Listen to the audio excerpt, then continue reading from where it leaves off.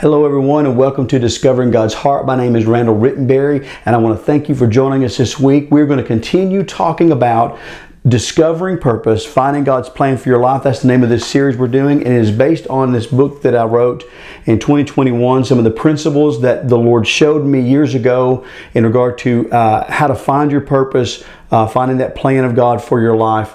And it's called Discovering Purpose, Finding God's Plan for Your Life. You can find it on Amazon.com in paperback, ebook, and soon to be audiobook form. We're still working on that as well. So we're going to look at how do we discover our purpose? How do we find that plan? You know, we see all through the scriptures that God ordained us and He placed us here on this earth for a specific purpose. And you know, one of the things that, well, I want to encourage you to go back and look at the other videos. Go back and look at those videos and get kind of a foundation, because we talk about the importance of purpose. We talk about some tools that we can use to find and identify the plan of God for our life. And one of the things that I really want to touch on this week, though, is I want to talk to you about mysticism. You know, how we tend to make the purposes and the plans and the vision of God for our life, we tend to make those like, you know, woo, kind of spooky and mysterious. And the truth is that it's neither spooky nor mysterious. It's not mystical at all, but it is based in the Word of God and is based in signposts for our life. You know, with mysticism, you know, there's religious notions behind mysticism, and one of the things that we fall into is that we fall into this thing where we want to seek signs. We want God to give us a sign. You know, years ago I heard a youth pastor that was at a particular church. He was from this area that I'm in, and he went to a church that my in-laws go to, and he had moved away to a bigger city, and he felt the call of God calling him back to our area. And so he prayed and asked the Lord. He said, "Lord, give me a sign that I'm supposed to be back in this area." And the next morning he woke up and his car had been vandalized. All the tires had been stolen, which was pretty common in this area actually. And instead of seeking the Lord in that, he just said, "That was my sign." Well, not necessarily. It probably wasn't. Just to be quite honest, it wasn't a sign from God. That's not how God operates. God operates through leading our hearts.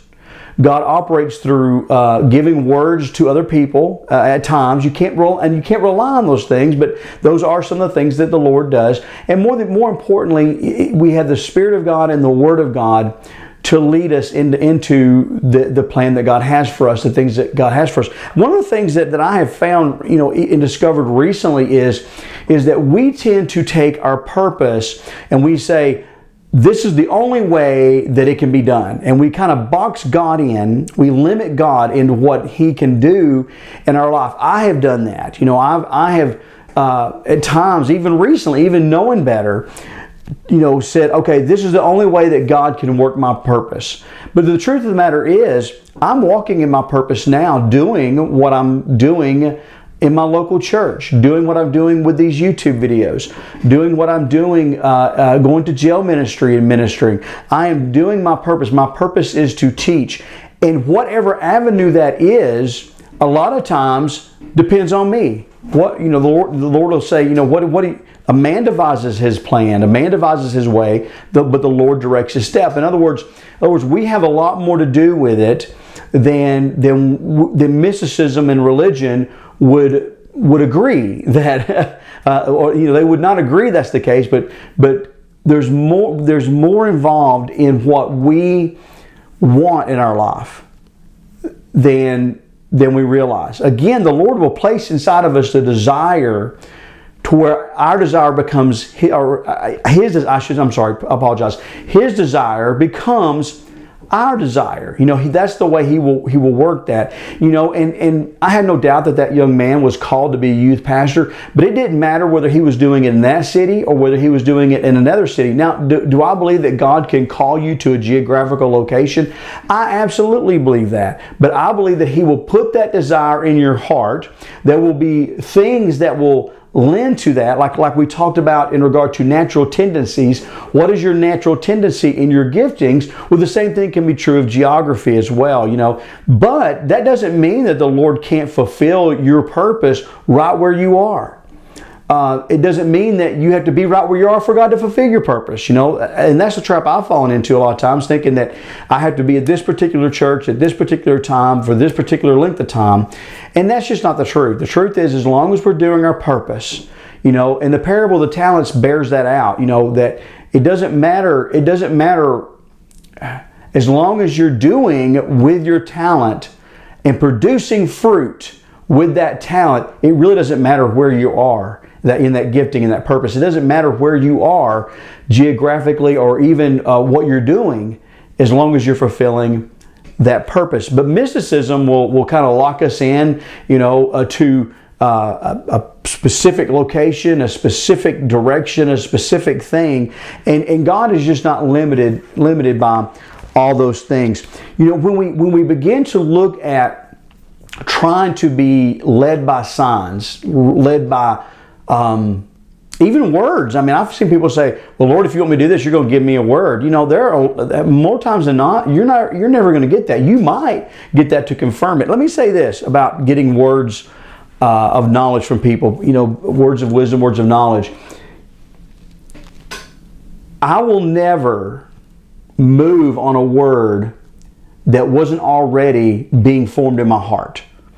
Words of knowledge should confirm what you're already feeling in your heart, what you're already sensing in your heart. And if they don't, then you got to disregard that. You got to put that to the side, or you got to ask yourself, is there something else that I'm missing? And you don't want to belabor on it and get into unrest about it, but you have to look at those things in certain ways. You know, the scripture says this. It says in 2 Corinthians 5:7, it says that we walk by faith and not by sight. We walk by faith and not by sight. The problem with trying to find signs, the problem with relying on external signs, not that they can't happen, you just can't rely on them. They should be added. They should be things that confirm. But when we're always relying just on external signs, then we are not trusting the voice of the Lord in our hearts. And that's where He wants to meet us. That's where He wants to birth things in our lives, is in our hearts. The other problem with trying to seek signs all the time is this.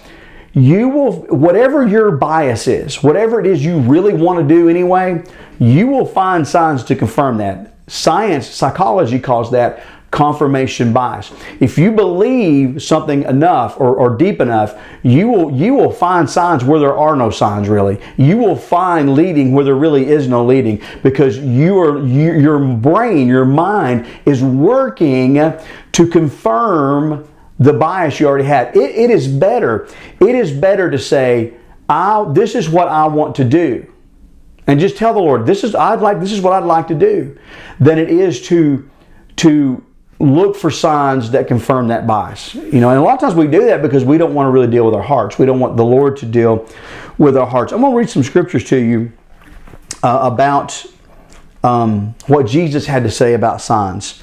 And this is Matthew 12, 38 through 39 from the Montgomery New Testament translation. And it says, "Then some of the scribes and Pharisees accosted him. 'Teacher,' they said, 'we want to see some sign from you.' In reply, Jesus told them, 'An evil and faithless generation seeks a sign, and no sign will be given them except the sign of the prophet Jonah.'" Matthew 16, 1 through 4, the Montgomery New Translation says this. Then the Pharisees and Sadducees came to him, and in order to test him, asked him to show them a sign from heaven. In answer, he said, "In the evening you say, it will be fine weather, for the sky is red as fire. And at dawn you say, it will storm today, for the sky is red and lowering. You know how to discern the look of the sky, but the signs of the times you cannot read. A wicked and faithless generation is seeking a sign, but no sign shall be given it but the sign of Jonah." Luke 11:29 in the Contemporary English Version says, "As crowds were gathering around Jesus, he said, 'You people of today are evil. You keep looking for a sign from God.'" The reason he said that is because signs can be easily misinterpreted or manipulated. They can be misinterpreted or manipulated, either by ourselves or by other people. And it really just boils down to this. Do I trust God leading through my heart, or do I trust external signs? Again, external signs can be a help. They can be a guidepost. The way I would view it is they can serve as guide markers, but they cannot be the GPS. They can't be the God positioning system. They can't be the very thing that drives us, because signs can change and we can misinterpret those signs as we go. And we'll be back and forth, back and forth, back and forth, back and forth. Mysticism will tell you to look for a sign. But what we should be doing is being led by the Spirit. Romans 8:14 in the Amplified says, For all who are led by the Spirit of God are the sons of God. The King James says it like this, that the sons of God are led by the Spirit of God. And what it actually says in the Greek is that the mature sons of God are led by the Spirit of God. Are we going to be led by the Spirit of God? And listen, that is where satisfaction comes from. That is where fulfillment comes from, is being led by the Spirit of God. Even in difficult situations, you could have a difficult time in your life and still be content, still be satisfied. In fact, getting through those trials, contentment is an absolute requisite for getting through a trial. Contentment is, in fact, if you're not content, you're not going to be able to hear the voice of the Lord. You won't be still enough in your heart and in your mind and in your being to actually hear the voice of the Lord leading you in the direction that He wants you to go. Being led by the Spirit will help you to weed out things that will distract you. The people that aren't led by the Spirit are always caught up in external things. They're always looking at, well, this has happened, so that must not be from God, or that happened, or so it must not be from God. And so the problem is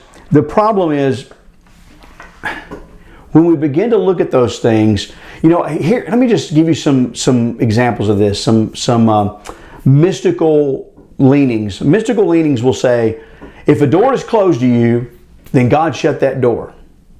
Well, not necessarily. The door could be shut, but He may want you to kick it open. Or mysticism will say, if a door is open to you, then that's God.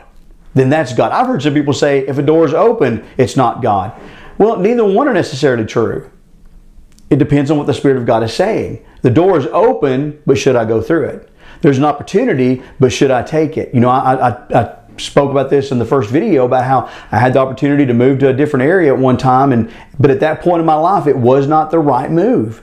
It was not the right move. And it would have been more money for my family, a more secure future, but it just was not the time. We had to suffer through some things to get to where God wanted us to be. Honestly, in my life right now, I am dealing with some things that are kind of a trial, not a full trial, but kind of a trial, because the Lord is positioning me for where I need to go next. And so it's a hard thing that I'm going through, but it's not